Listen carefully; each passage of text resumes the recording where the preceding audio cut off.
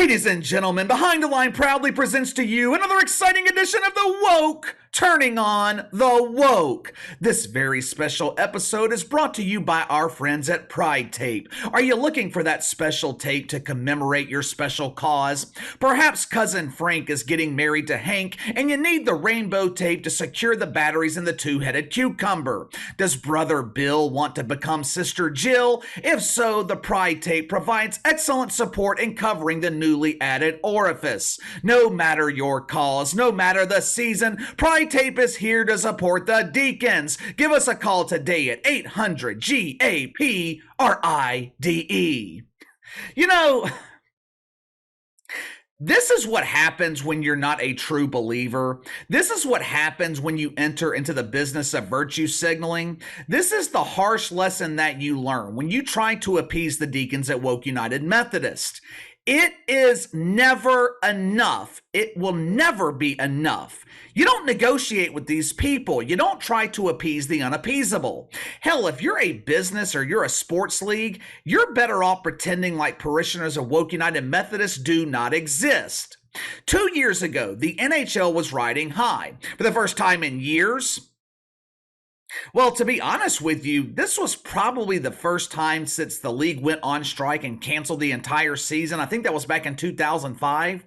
This was probably the first time that the NHL had broken back into the mainstream. Attendance numbers up, ratings up. For the first time since the mid-2000s, the NHL had finally made it back onto ESPN. Regular season games, they were no longer airing on NBCSN or something called Versus. Games were being broadcast on NBC and ESPN. The 2022 playoffs were a resounding success for the NHL. Ratings were up double digits. Stanley Cup Finals, 4.6 million viewers, their highest average since 2019. The league was heading in the right direction. All they had to do during the offseason was nothing. You just leave it alone. What you're doing is working. Allow fans to miss the league during the off-season. Carry the momentum you built during the playoffs into the following regular season. That's all you had to do. But no. The NHL couldn't do that. You see, the league had a very serious problem. Last summer, the NHL conducted an internal review. There's no telling how much time and money was wasted on this bullshit that concluded by pointing out the obvious. After their internal review, the NHL discovered a big problem. This problem was heinous. This is outrageous. Investigating themselves, the NHL discovered that an overwhelming number of their players and employees are white. Oh no! You didn't need some dipshit investigators to figure this out. All you had to do was call KC. I would have told you for free that the vast majority of hockey players are white dudes. What are they going to do next? Is the NHL going to conduct a gender study and come to the conclusion that the league has a serious problem because there aren't any female hockey players in the NHL? Throughout the regular season, the NHL tried to overcompensate. They went into overdrive trying to appease the shitfucks. They diverted their attention away from their clear violation of the first woke commandment, thou shalt not commit mythical racism.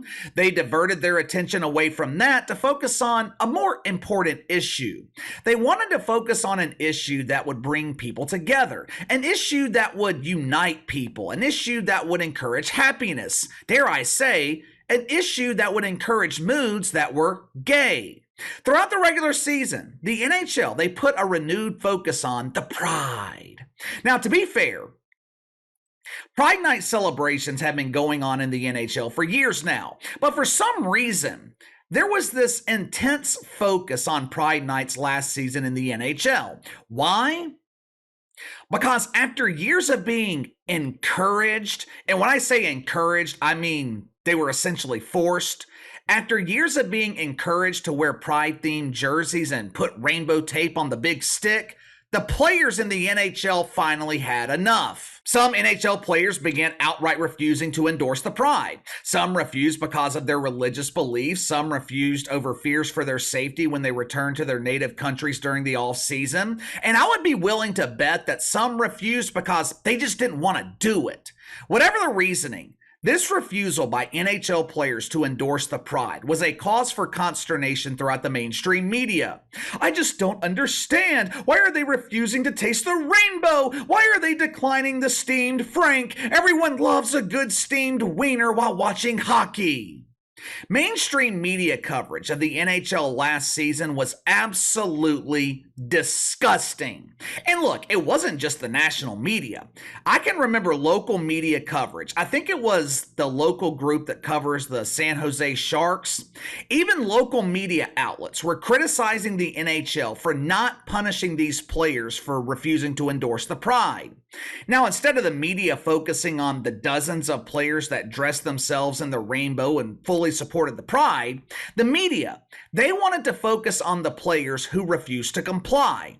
They demonized Ivan Provorov. If I remember correctly, he was the one who simply refused to come out for pregame warm-ups. He didn't try to make it a big deal. He didn't try to make it a spectacle. He didn't try to bring attention to himself and force his belief on others. The media was doing all that. Now, I'm sure the NHL front office, I'm sure they were stunned by this betrayal, even though they should have expected it. The league, they had done everything in their power to appease the Deacons at Woke United Methodist and the mainstream media. They sponsored transgender hockey leagues, where they encouraged young women to compete in a dangerously physical sport against young dudes. They combated their lack of diversity problem by hiring Kim Davis to be their executive vice president of social impact and growth. Now, obviously, Kim Davis was unable to fix the racial imbalance in the NHL. Kind of hard to fill the league with minority players when they're not available to be drafted. Last year, the NHL spent the entire offseason, and the entire regular season for that matter, trying to appease the unappeasable. What was the end result? Regular season ratings down 22% on ESPN and TNT. Ratings for the Stanley Cup Finals, damn near record lows.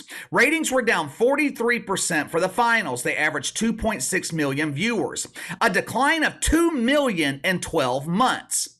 2 million viewers in 12 months vanished. And the main reason for that decline was all the negative coverage throughout the mainstream media. You see, the NHL, they put themselves in a lose-lose scenario. They were promoting all of this shit fuckery, trying to appease the unappeasable. When the inevitable happened and their efforts weren't enough to please the mainstream media, the NHL pissed off their fan base by refusing to stand up to it. They also pissed off their fan base by promoting it to begin with. During the offseason, the NHL, this offseason I'm talking about, during this offseason, the NHL has completely reversed course. Back in June, they banned the use of themed jerseys during pregame warmups. This month is Breast Cancer Awareness Month. NHL players, they are not allowed to wear pink jerseys to raise awareness for breast cancer.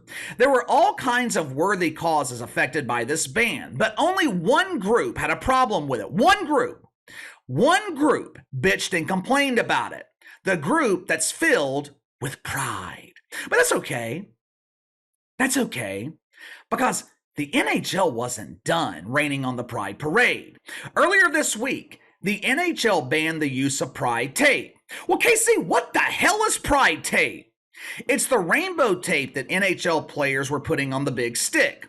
This was actually dual-purpose tape. It showed the one or two NHL fans who cared that the player was endorsing the pride. It was also used as a woke mating call. It was a way of showing potential suitors that they enjoy a good slice of pound cake.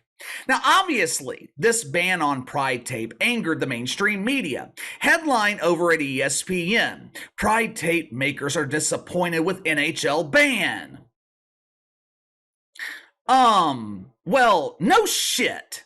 I bet they are disappointed. Their woke welfare has expired. That multi-million-dollar check they were receiving every year from the NHL, that multi-million-dollar check is gone.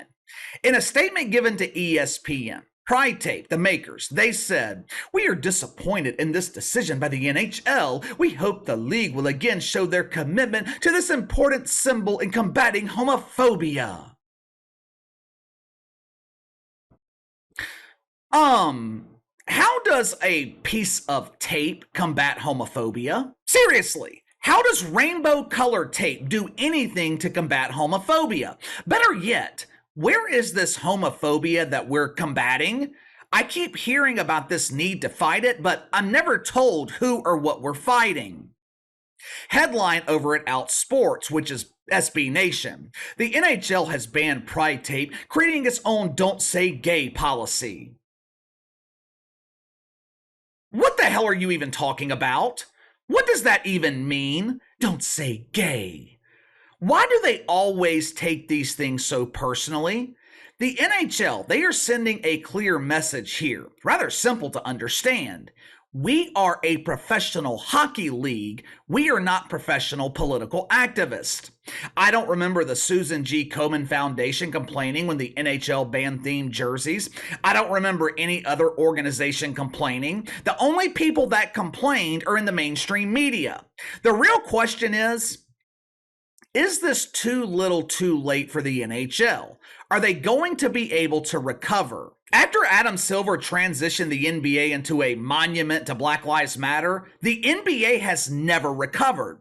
People tend to forget that the NBA, they were only a shrine to BLM for 2 or 3 months. During the 2020 NBA Finals, Adam Silver, he promised to put an end to the activism, and to his credit, Adam Silver kept his word. Now, that was 3 years ago, 3 years ago this month, actually, and the NBA has still not fully recovered. After a full season dedicated to diversity in Wiener, will the NHL be able to recover? I think it's going to be very, very tough. This was already a niche sport. You had just recaptured the attention of the casual fan. People like me. 2022, that was the first time I had actually watched the NHL playoffs since the mid-2000s. You had just recaptured my interest, and you completely fucked it up. The problem for the NHL, all these moves that they have made during the offseason to distance themselves from the pride, all of these moves are fine, but I don't think most people know about it. I don't think most people noticed. A lot of the time, the transgression is remembered, but the atonement's either forgotten or just simply overlooked. Like I've said before, people never forget how you make them feel.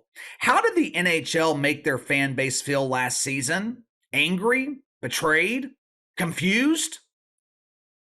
You let me know. Give me your thoughts. Also, NHL bans Pride Tape, causing anger throughout the mainstream media. The NHL seems to be trying to distance themselves from the pride, but do you think it's too little too late? Will the NHL be able to recover? Let me know. Sound off in the comments below. Like, subscribe, share the video. I appreciate you guys and your support. Best way to contact me is by email at btlkc84@gmail.com, KC_BTL84 on Twitter. I'll see you guys tomorrow.